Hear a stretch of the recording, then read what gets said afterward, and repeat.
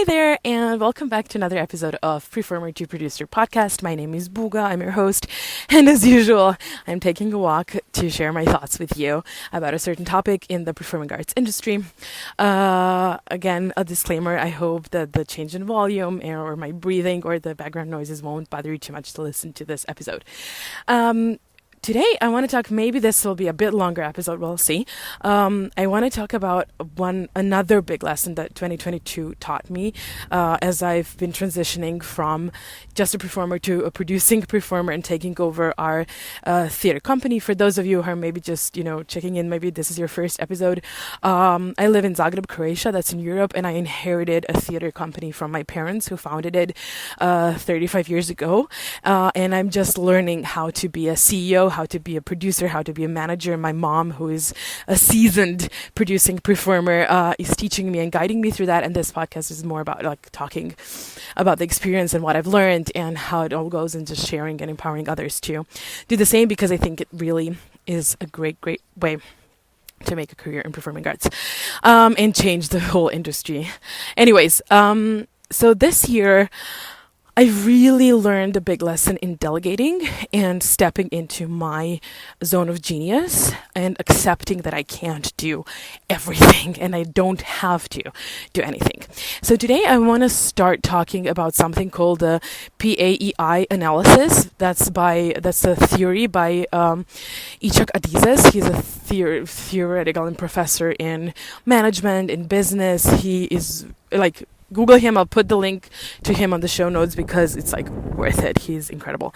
And this theory actually can be applied to businesses, theater companies, families, people, individuals. And it really works. It's fascinating. So just in short, so I can then explain what one of the biggest lessons I had was, it says that there's no ideal manager. There's no such thing as a perfect manager, and you always need a complementary team in the family as well. So what happens is you have 4 letters, 4 characteristics, or let's say 4 management styles, 4 styles of people. And nobody has all 4 letters that are big. I'm sorry about the wind. I'm going to try and avoid it in a way. Anyways, nobody has all 4 letters. So you can have a big letter. That means that that's a very strong trait in you. You can have a small letter, which means that you're you have some, that trait, that style is, you have some part of it in you, and you can have a 0, which means that you don't have any characteristic of that style in you.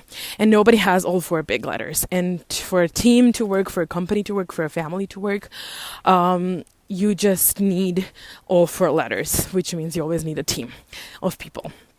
So in short, the P stands for productivity. That these are the people that are taking action right away, that are very productive, that are, the short-term, efficient or effective, I'm not sure right now, but these are the people, they're action takers. You tell them to do something, they're gonna do it. It's let's go, Then you have the A people, which stands for administration, which are the people who like everything to be in order. These people usually love Excel sheets and numbers. They need to have everything. That it would be something let's say, if you're into horoscope, Virgos.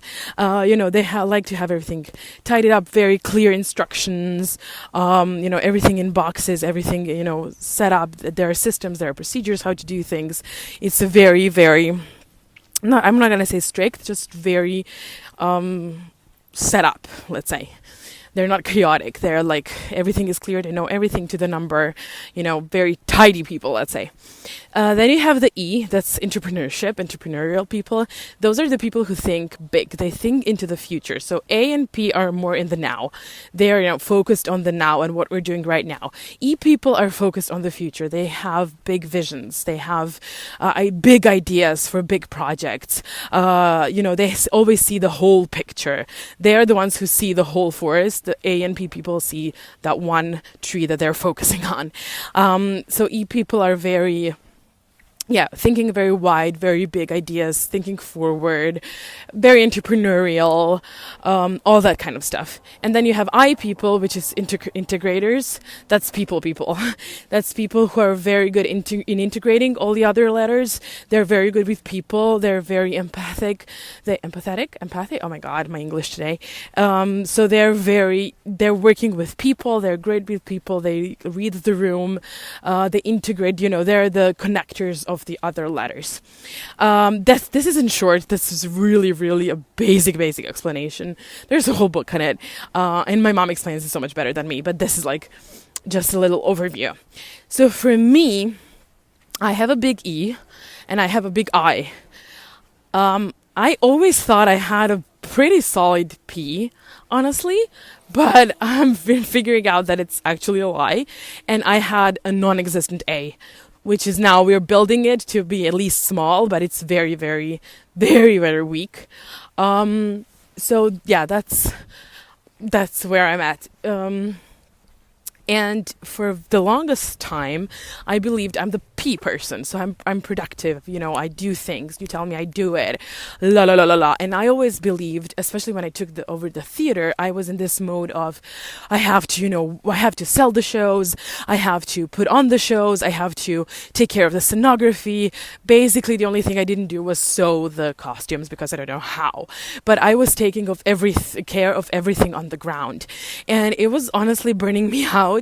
But I was like, I have to take over the load, which, okay, that was the phase of the company's life that we were at. So that was necessary, but still I believed that. I didn't think, okay, this is what I have to do and then I'm going to give that over. I was like, no, this is what I'm good at. This is what I do.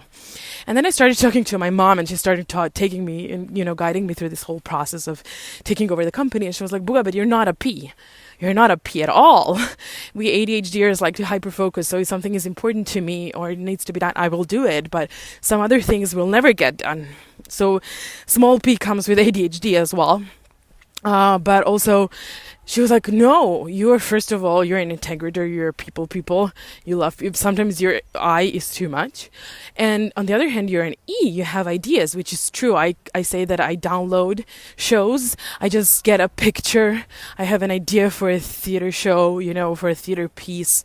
I also thought, because I love rehearsing, I love being in a rehearsal room, I love creating shows, I thought that was a P, productivity, working in the now, but it's actually not, because I love getting instructions from the director and then playing with it and then seeing what's possible. But that's also more of an E, this wide picture, this playfulness, this thinking in the future, than it is just doing what the director said. I like to get direction and then play with it and explore it, instead of just producing it. So I was very wrong about myself. And this whole year, I've been navigating between these two identities, the ones that I actually am, this dreamer, this person who says visions. I know exactly what I'm going to be doing in the theater. I don't know exactly, but I know where I want to go in 5 years with our theater. I have already 3 shows in my head that I want to do and to create. I have this huge project that I just started working on. It's so huge, but it's so exciting. And I'm like, oh my God, I get goosebumps when I think about it. But the thing is, because I've been trying to be the visionary behind the theater and the producer, things started falling apart, and all of my ideas never really took off the way I really wanted them. They would come to life, and a lot of them I'm really happy with, but could they been done better? Sure. Could it be more closer to what I had in my head? Definitely. But I took everything on myself. And it drained me out as well. And I was never 100% happy with the result of the shows that I did everything by myself. And I see what can be done better, because that's my E. I see what, we can work on and what can be elevated and everything. But then when it comes to actually doing the thing, I'm not good at that. And realizing this is actually such a relief. But knowing that you can't be all of it, that you need to have the knowledge, because I'm a CEO of our company. So if I'm going to delegate something, if I'm going to get an employer to do a part of the job that I'm not the best in, I have to still know how it works. I have to understand how it works. And at the beginning of your company's life, or your whatever of your career, there are things you'll have to do alone, just because that's that phase. And then you will learn, and you have to know how things work. You can't be just like, oh, I'm not a P, I don't care, I don't need to know this. No, you have to know this and have the basic knowledge and the tools to understand. Especially if you're an E person like I am, you're the one who sees the whole picture. So to be able to control and to check if things are going the way you intended them to do, you need to know what needs to be done. You need to understand the systems and procedures that need to be done, but you're not the one who needs to execute them.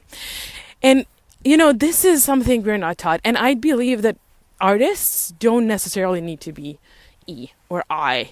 I is very important in the performing arts. That's really important for producers and performers to have an I. There are performers who don't have it, but you can be, for example, my mom, she's a P and an A. She has such a strong P, it drives me crazy sometimes. And she has this very strong A, which she built upon even more, that it really became big now. And she's an incredible performer. She's an incredible artist and even more incredible producer. So you don't have to, none of these letters are better for artists or worse, but the thing is to know what you are, to understand what you are, and then to ravish in it and enjoy it and let yourself go into it, and then allow yourself for other people to do other jobs. This will also help you in the process of creation. For example, if you know what type of person you are, then you will know what you need to ask of your director, of your colleagues. You will know how to explain, look, this is what I need in the process. This is how much time because I'm an E, it takes me so much time to get into the role. And I know this, because I play around. I try this and this way and that way, and I can't just decide, okay, I'm going to do it this way. I have a colleague of mine, we did a project, and she was like, I didn't understand. Like, we change it up every time. We didn't set up, the way, the tempo of the show and how we're going to say the sentences. I'm not sure which one that would be, P or A. My mom would know better. But that's, she needs to know exactly. And for me as an E, I'm like, oh, today I'm going to do it like this, or today I'm going to do it like that. And that's just different style, which is fine. You just need to know, if you know who you are, which letter you are, then you can ask for, I'm this kind of a performer. I need this. And I always say, I need time. I need time to get to know the character. I need time to play around with it. I just need time. And that's just who I am, because I'm an E. And so this is really, really important to understand who you are. And then it's so liberating. I've learned a lot about, the administration work that needs to be done in our theater. I'm working on setting up the processes and procedures, but really embodying, okay, I'm an E. This is my role in our theater. This is my zone of genius. I need help in other areas, and asking for help, it has been so liberating. It has been confusing at the beginning, like, oh my God, like, what do you mean I don't have to answer every single email that comes into our inbox? What do you mean I don't understand? But on the other hand, realizing I don't have to, my brain is free to think about our shows, to really invest in our shows, to play around with the ideas, to fantasize about what we're going to do in 5 years, to see the big picture that I'm really good at. I have suddenly more time. I have more energy for that. I have more space for that, instead of answering every email. For my mom, for example, she's the one who enjoys answering emails, and she loves to be, in control of that stuff. She loves to be numbers. She, to check up how our numbers are, writing down the projects, writing down the plan, the budgeting, all of that. And this is something she enjoys. And other stuff, like what I do, that drains her energy. And to understand this, that you can't do everything alone, and you shouldn't do everything alone, and allowing yourself to really step into your zone of genius is so liberating, that I really want that for everyone. So right now I'm working on this huge project that me and my good friend and colleague came up with. He's also a big E. And I told him, we started talking about how we're going to do it and how we're going to execute it. And at the start I told him, no, we are not executing this. We are going to be the creatives behind this. We will find a team. We will find a way to find a team who's going to execute this. Because if we're going to go execute this, we're going to lose the idea. We're going to lose the enthusiasm. And we're not going to be able to execute it the way we want to execute this. So no, I told him in advance, we are not doing this if we don't have someone who's a strong P who's going to execute this thing. And who's a strong A, who's going to deal with the whole administration that is necessary for this project. We're going to lead the artistic vision of this. We're going to lead the idea. But we need the support team. And saying that felt so empowering. I know a lot of you will now say, but I don't have the money. I don't have the resources to get help, to get a team. And I totally get that. But usually performers never go into anything of their own alone. Especially if you're a singer. You probably do need a pianist, for example, or you're going to do a concert with your colleague. Or especially if you're doing a show, I'm sure you're not going to be doing it alone. You will have at least one person. And a mistake that we do, usually, we ask our friends. But usually our friends, we ask those who are most similar to us. So we find someone, as I have this colleague and a friend of mine, we've been friends for I don't know how many years now. I don't want to say the number. 15 years. But we're same. We have both big E's. He doesn't have a big I like I do. But we have both big E's. And that's why we're friends. And we talk about these ideas and everything. But we are not very good business partners. And I know this now. And that's why I stopped him in his tracks. Because I know that at the end of the day, I would be the one taking over the P, which would be a mess. Now I know this. So when you're choosing your collaborators, your friends, knowing this and understanding what type of person they are, understanding what you're missing and what you have, will make the whole execution of your own project so much easier and so much more efficient and effective. And that is so important to understand that. That will make you a real leader, because you will ask for what you need and you will know what your zone of genius is. Again, there's a fine line between being spoiled and being like, I'm an E, I don't do this, thanks, and being like, okay, this is what I'm doing best. So it would be a waste of everyone's time, energy, money, nerves if I now focused only on this and totally forgot what I'm best at.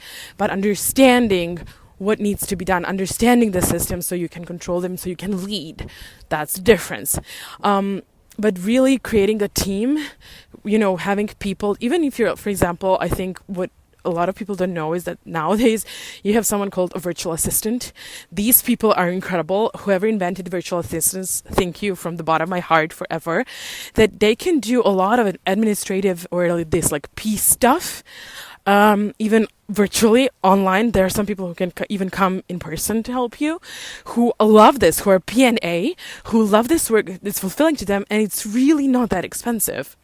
And the biggest thing, which I'm going to talk in another episode, is this circle of I don't have the money to ask help, so I don't ask for help, so I can't make enough money, and then I don't have enough money to ask for help. But this is another topic. I always get into so many topics.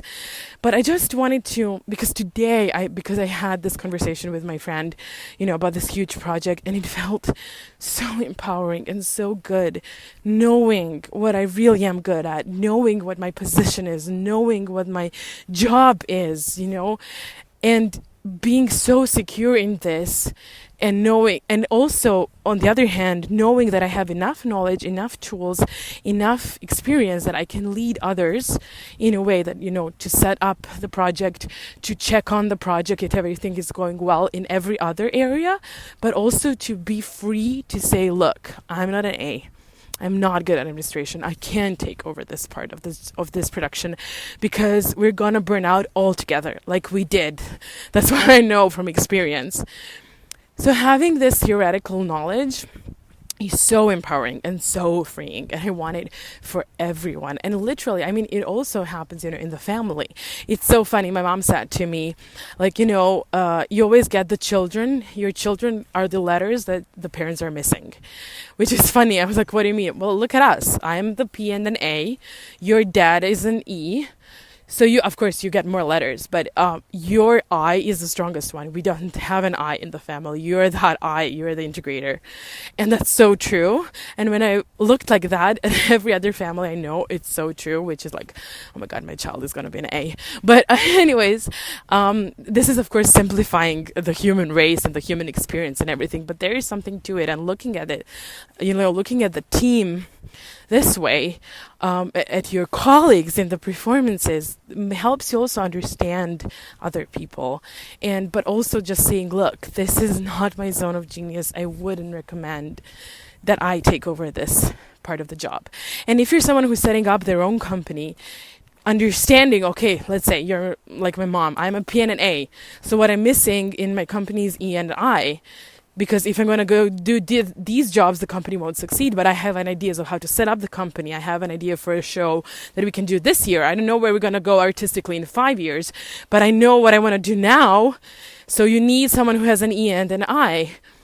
And it will help you succeed so much easier. And then you can just enjoy your zone of genius. If you're someone like me, I was hiring people. I'm going to talk about that as well.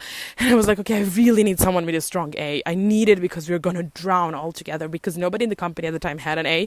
I was like, and she came and she is incredible and I love her and she's saving my life. But that's the only way to avoid burnout as a performer, and to really enjoy your performances, enjoy your performing life. So yeah, all of these first episodes are just like scratching the surface of all of this, but I had the need to share this knowledge about this analysis, and really the more I think about it, the more I'm embodying it and remembering, and reminding myself, like, Buga, you're an E. So when I look at a project, when I go into execution, when I'm now planning the next year, I'm like, okay, this part of this project, is there a chance that I can ask someone for help about this? Who can I call that can help me, that can guide me, that can lead me? Thank God I have a mom who is an A. But, so it's really now much easier because then I'm saving myself and I'm like, okay, I have an idea for this show. Great. Which part of this show can I do? And that is the best that I do. And which would be the best to give to someone else, to delegate? So, yeah. I hope this made sense. If you're interested, I'm going to try and find the link for Ichikaris's books, and just so you can Google him, and I'm just going to write his name. And for everything else, and how to incorporate this in a performing life, I'm going to put a link on all the materials regarding our Vestals platform, which was created to help performers, not mainly performers, but everyone, to really take the life in their own hands and learn the tools and gain the tools and knowledge that will help you thrive in the performing arts industry and not survive. So I'm going to put the link in the show notes so you can check. You can buy my mom's book, or check out our course from performer to producer that is so rich and just like there's nothing like it. I truly believe this. And then also you can sign up for a free coaching call with my mom. And yeah, so that's it for today. I hope this made you think a bit and just really, like, you don't have to go into this whole letter theory and stuff, this PAEI theory, but just think about, like, what is it that you enjoy doing the most? What is it that you feel so good doing? And you feel inspired and you feel happy, and the way you work, how you live, is it, what makes you feel satisfied in your life and your work, and then see how you can create more of that so that you can do more of that and that you're supported in everything else. That's what also, my ADHD diagnosis got me, that I was like, okay, I'm not dumb, I'm not unorganized, I'm not untalented for certain things. I have ADHD, my brain works this way. So getting to know yourself is definitely the first step. And then it's so empowering to just be like, oh my God, like, I'm actually this. I've been trying to do this my whole life, but I'm actually not that type of performer. I'm not that type of entrepreneur. I'm not that type of worker, whatever. I'm a P. And I love it, creating in the moment and being now, and you're solving problems in the now and being effective and like, bam, bam, bam, let's go. That's my thing. I realize that actually it's so draining for me for some things. but I can be rehearsal for 8 hours, or I just, as I said, a meeting now for 2 hours, dreaming and coming up with this huge project. So just really sit down with yourself, put a pen to paper, and just or talk to yourself as I do, obviously, and just think about it. What am I actually, and what I want more of, and what I would enjoy more of, and who I know in my vicinity who is this other thing, and can we maybe collaborate? Can we do it together? Can we create this team together so we're all happy and work in our zones of genius? Because you need it. But again, don't forget, especially if you're going to be the leader, you don't have to be. If you figure out, I don't want to be the leader, then you find someone who does. But you need to have the knowledge of all, so you can work as a team. Because if you don't understand what's going on in other areas of your company, of your team, it's like not knowing your show. It's like you're learning just your role and not knowing the context of the show. It doesn't work. So you have to know the whole story and able to portray your character. But then you don't perform all the characters. You perform just yours. But you know everybody else's story, so you can relate to them. That's the same thing. That's why we all need to learn the theory and the practice and the basics of administration in theater and all of that. Okay, I think I'm going circles, so I'm going to finish here. Thanks very much for listening. Let me know all your comments. Share on Instagram, Facebook, TikTok. Check all the links in the show notes. You will also find our Instagram handles. So if you have any comments or questions, feel free to DM us, or me, or my mom, or on Vestals. And yeah, let's rock this world. I came up with a hashtag, performers get to know. So you get to know, and you get to lead, and you get to enjoy and thrive in this performing life. You don't have to survive in it and burn yourself out with every project and being cast. It's not necessary. So yeah, I'm going to leave you with that for today. And thanks so much for tuning in. And yeah, we'll hear from each other soon. Bye.